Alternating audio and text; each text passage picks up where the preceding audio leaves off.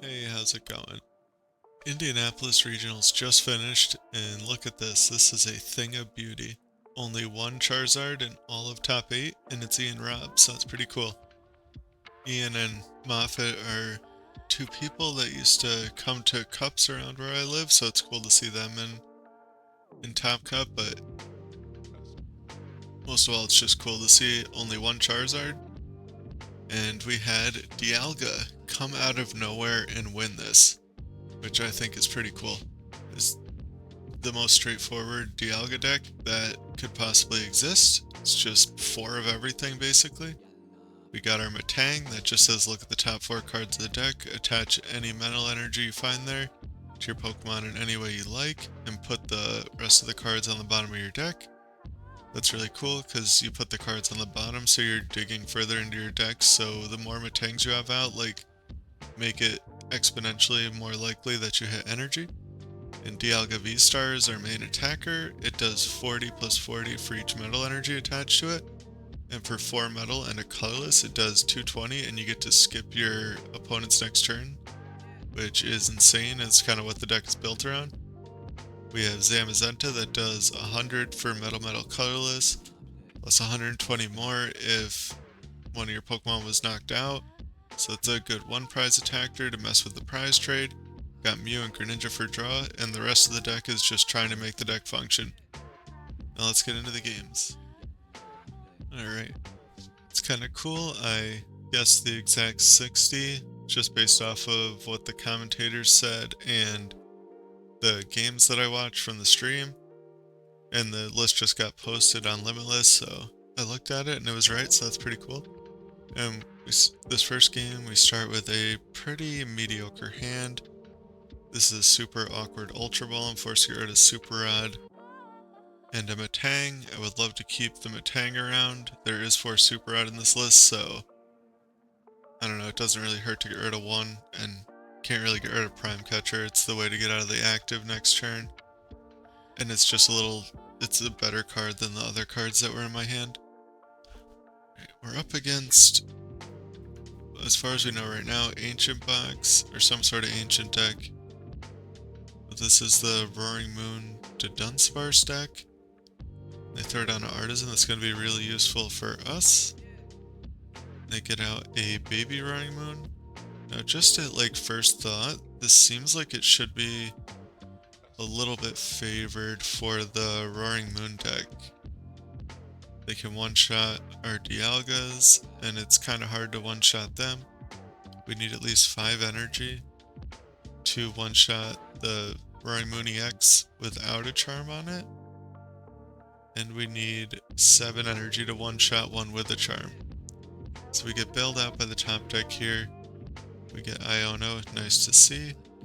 Now I can just Artisan, evolve, and attach this metal and play the Iono. I could play the Prime Catcher, but it's pretty unlikely that I'm going to get an attack for 200 damage this turn. And I could knock out the Dunsparce, but I don't know, maybe I should have done that. We'll use the Metang, and it's always important to look at what you're putting to the bottom of the deck. I put a couple good cards to the bottom, but it would be nice to have an Iono in this hand because researching away 2 Super Rod feels really bad. And I Ultra Ball away Research Boss here. It should have definitely been Research and a Super Rod. That was a mistake. I'll use another Metal Maker. We hit 2 off of that. That's pretty lucky. I put 1 on the active just, so that we can retreat next turn. And so that they don't just sit there and set up endlessly. I'm basically saying you gotta make a move because I'm gonna retreat and start attacking next turn. And I'll probably be able to use my VSTAR because I have 3 energy on the Dialga. And unless they get a Roaring Moon out this turn, it's very unlikely that they'll be able to knock out my Dialga V off the bench. I don't know, they don't seem to be drawing very well here. But they just only do 110 and knock out my Metang, which is kind of unfortunate, but it was bound to happen. Now right away I was thinking about getting a Beldum here, but I already have 1 Dialga with basically as many energy as I want. on it set up. So I only really need the 2 Metangs to do the rest of the game. And I put back 3 energy there and used the Metang before putting any of the Pokemon back just to increase the chance that I had an energy. And we researched, we missed the Dialga, but we Greninja and get it, so that's pretty lucky. Or the VSTAR, I mean. So now I can start Chronos them and really kind of mess with their board. I'll knock that out, take a prize. I might have done the Star Chronos a little prematurely, I'm not sure. I noticed Andrew Hedrick, the guy that won, was kind of holding off on his Star Chronos like a lot longer than I had done or that I'd seen other people do in the past. And I'm kind of thinking about bossing up the Greninja, but getting rid of one of their dudunsparce and playing an Iono seems pretty good. So I'm just going to end up doing that. I could Prime Catcher the Greninja, but they already have so many energy in the discard that I just think it's better to just take out this dudunsparce. And I'll take a prize. They promote dudunsparce, it has free retreat, so they're always going to promote that. And I'm setting up, I put 1 energy on my other Dialga and 1 on the Zamazenta, just to make them an attachment and 1 energy hit away from being attacking. Because I want to throw the Zamazenta in at some point, just because it's another attacker we can use. It does put them back on even prizes, but I don't know, I don't really want to go through all the trouble of setting up another Dialga. I'm already down so many super rods from the early game.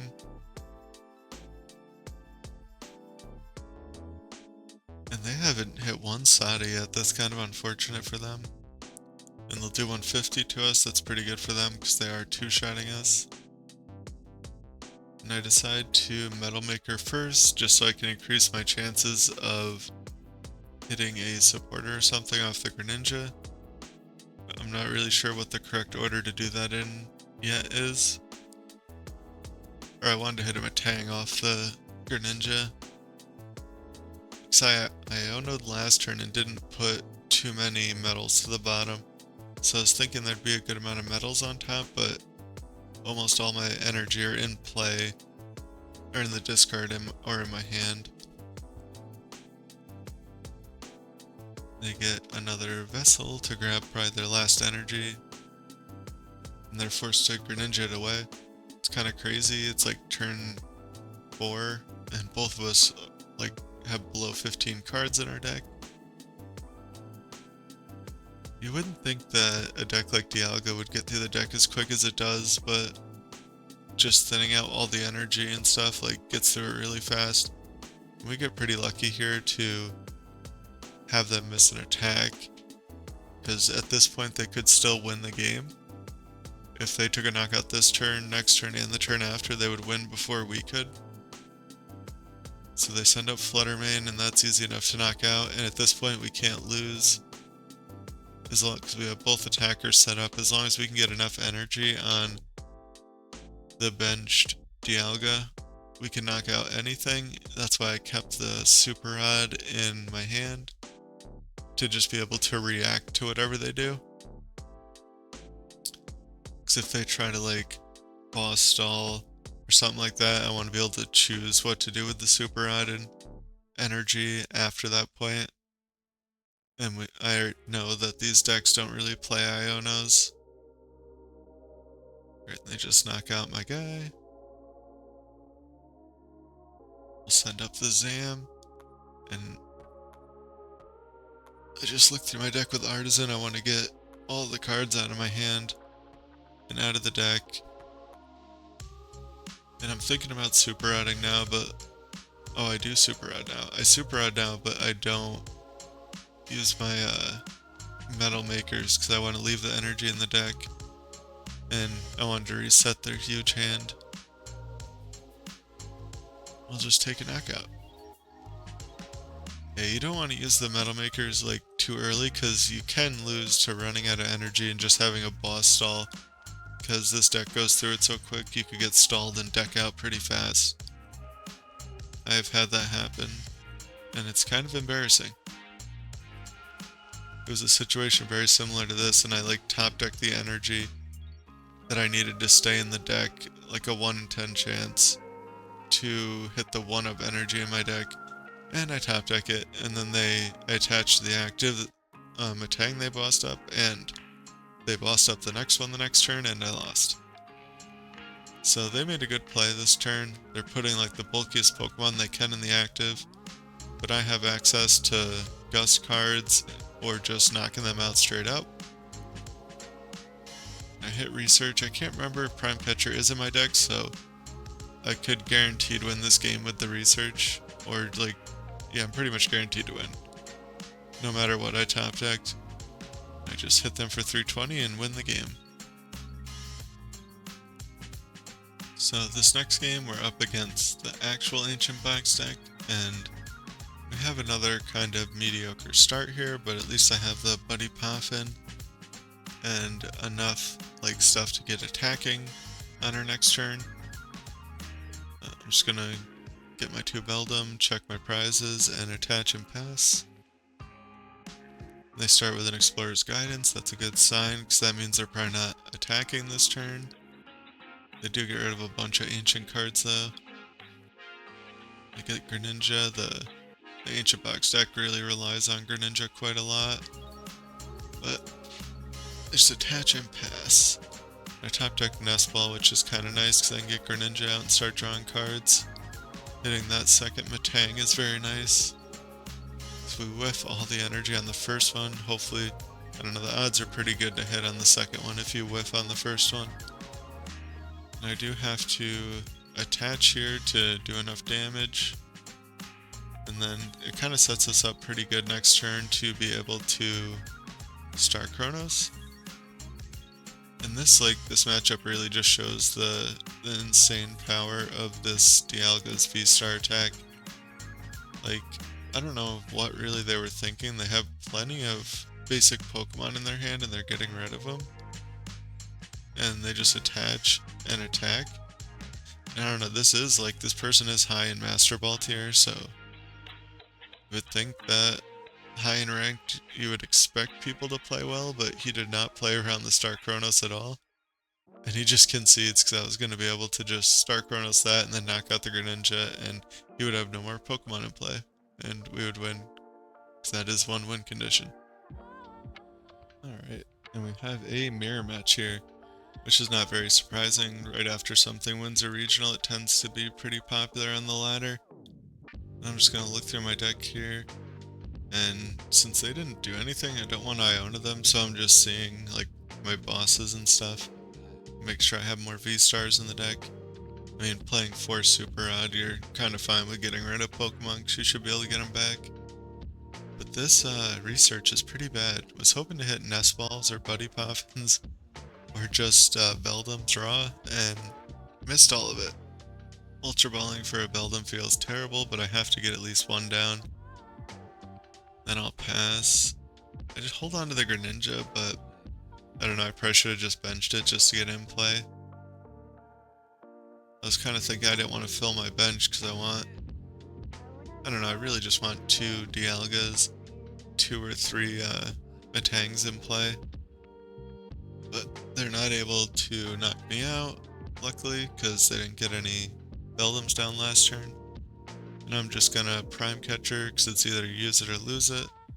And I'll bring up that Beldum because I already have enough energy to knock it out.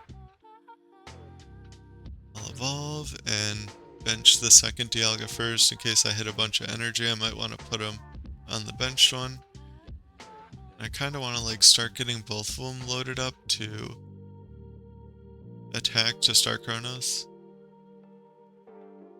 Kind of sucks that I couldn't get down another Beldum last turn.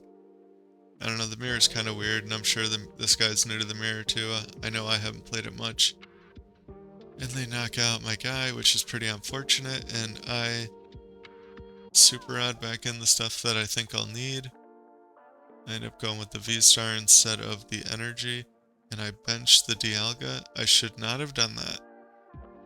I realize it right here. I'm like, oh, now I can't get down 2 Metang or Beldums. That was stupid. So that was definitely, that's like a pretty bad mistake. But I was thinking that you want to stream V-Stars in this matchup because they're really hard to knock out. So I was like, oh, I want to get 3 down, but I definitely should not have done that and just planned to get 1 down after this guy gets knocked out. And there is only 3 in the deck, but with the 4 super out, I should be good to get 1 back at some point and use Zamazenta as a 2-shot. Can even attack with Mew in this matchup. Like you can copy Start Chronos with Mew, or just copy the first attack of the V-Star. I'll get down another Beldum here and get extremely lucky. Like, that's really stupid luck, but with abilities like this, you're kind of relying on luck a little bit. And I do decide to just super add in 1 single V-Star, because if I hit the V-Star, I should basically win the game. And I do get it. So now all I need is a boss to knock out their V-Star and then I win, but they promote it. That was another mistake. There's a chance I would have gotten the boss anyway. Let's see. No, I wouldn't have. And I do think my Prime Catcher's prized. So that was a big blunder by them. I'm guessing they weren't really paying attention to what attack I used. Or I don't know what the deal is. Maybe they were thinking they needed to keep their only Metang. And that they were, I don't know. Just not thinking too clearly, I guess, because at this point they finally get set up a bit and there's nothing they can do because I'm just going to win. The only out they have to win at this point is boss stall and hope that I don't have a way to get out of the active, which of course I do, because I had the super out and the energy in my hand, so there was no way they were sticking me in the active. And that was Andrew Hedrick's Dialga V-Star Metang deck that won a regional, which is really cool because I think a lot of people expected Charizard to just win everything this format. I know I thought Lost Box would be the most likely deck to win, or maybe Chi-Pao, but I would have never guessed Dialga. So definitely cool to see, and hope you guys enjoyed and have a good day.